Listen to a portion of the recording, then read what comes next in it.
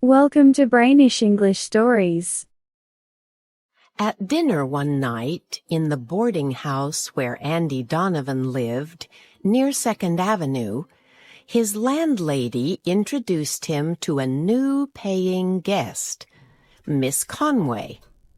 "Nice to meet you, Mr. Donovan," said Miss Conway quietly, and then she went back to her meal. She was an uninteresting young woman in a boring brown dress. Andy gave her a smile and forgot her at once.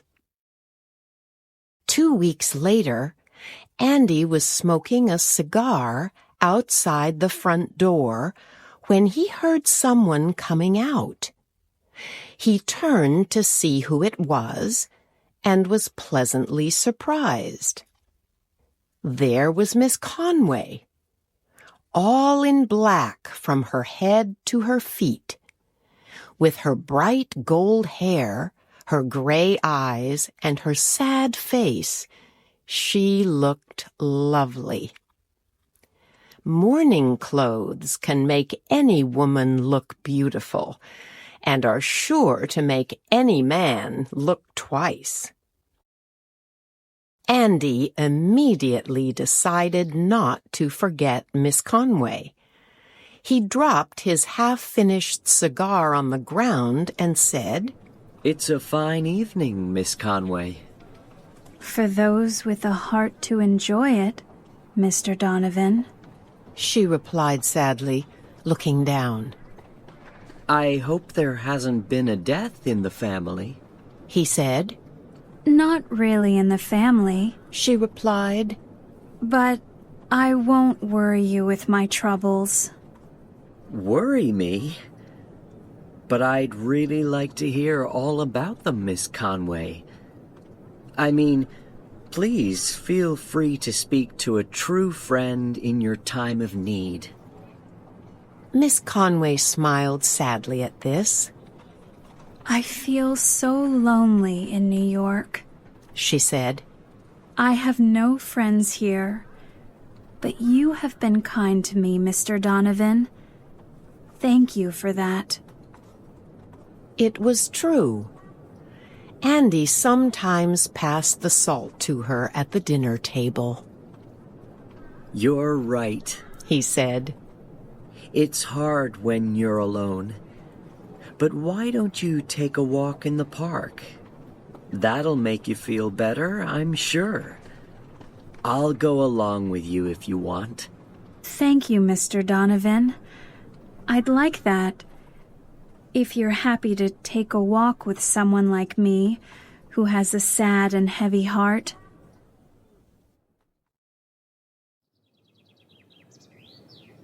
"He was my fiancé," said Miss Conway after an hour in the park. "We wanted to get married. He was a real Italian count with a big old house in Italy. Count Fernando Mazzini was his name, and he was a great dresser. Father didn't agree to it, of course. When we ran away together, he came after us and found us. In the end, when he learned how rich Fernando was, Father agreed to a spring wedding. Fernando wanted to give me a wedding present of $7,000 for the dress, the flowers, the dinner, and all. But Father was proud and said no. So when the Count went back to Italy to get his big old house ready for us, I got myself a job in a candy store to help pay for the wedding. Then 3 days ago, I got a letter from Italy saying that Fernando was dead. It was a terrible gondola accident that killed him, they said. So that explains my mourning, Mr. Donovan. I'll never forget Fernando, you see.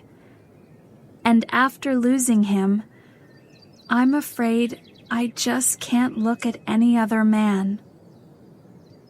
I'm really sorry for you. said Andy. And I'm your true friend. I want you to know that. I have his picture here in my locket. Said Miss Conway tearfully. And because you're a true friend, Mr. Donovan, I'll show it to you. For some time, Andy studied the photograph in the locket that Miss Conway opened for him. The man's face was young, bright, and clever.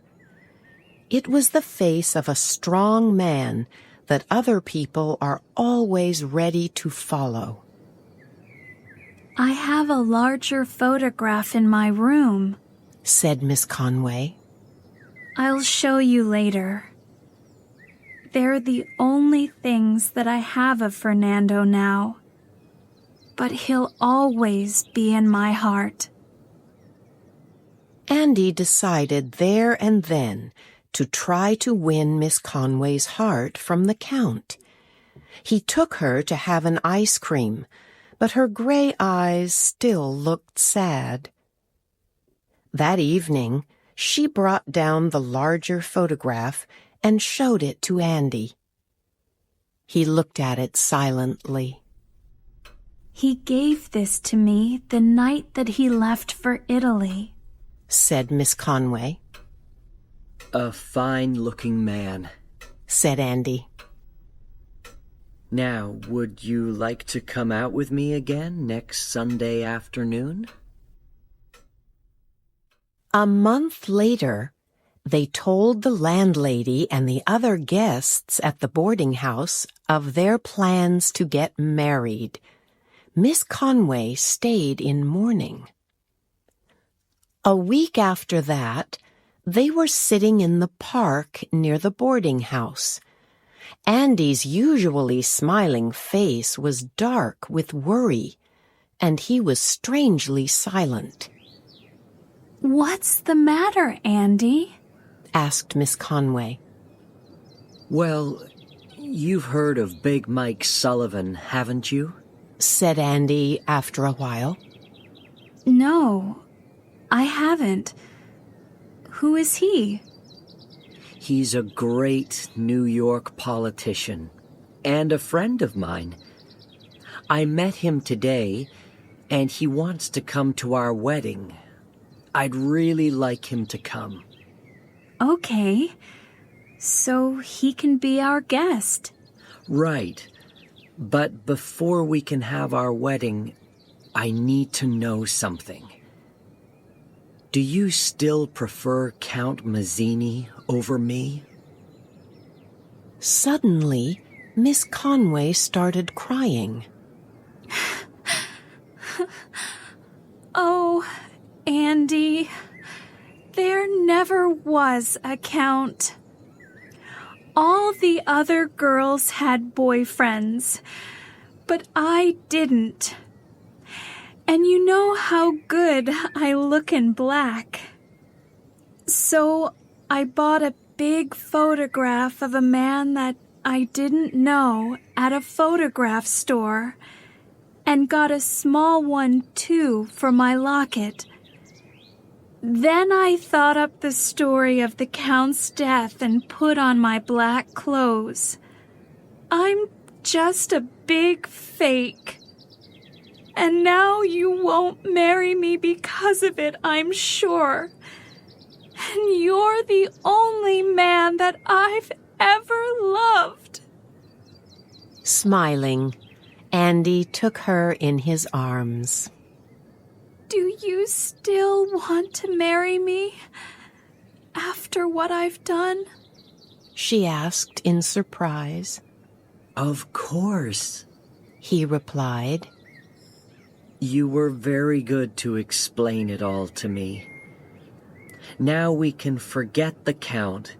There's nothing to stop us becoming man and wife. Andy, Miss Conway went on. Did you really think that my stories about the Count were true? Not really. he replied, taking out a cigar. Mostly because that photograph in your locket is of my friend, Mike Sullivan.